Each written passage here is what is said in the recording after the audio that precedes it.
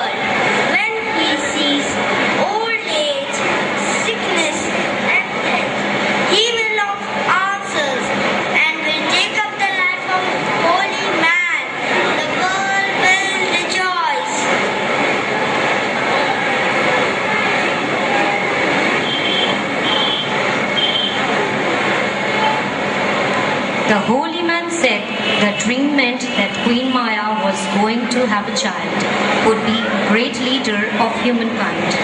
He would either be the greatest king or the greatest saint who had ever lived.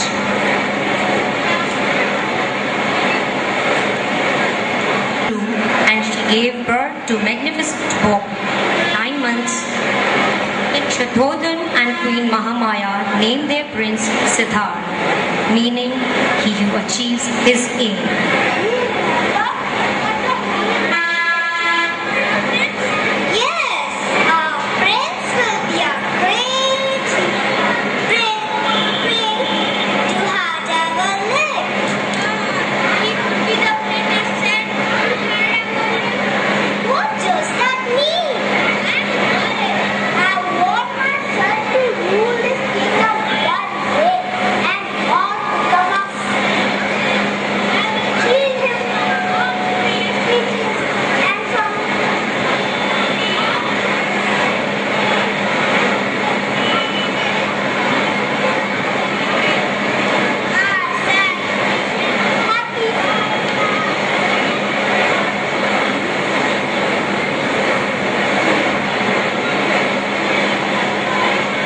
King Shuddhodhan, wishing for his son to be a great king, shielded Prince Siddhartha from all human pain and suffering. The king ordered for a huge battle in the royal garden. He saw his cousin, Prince Devdutt, with a bow and arrow. He was aiming his arrow and pierced the swan's body, and it fell down in the garden.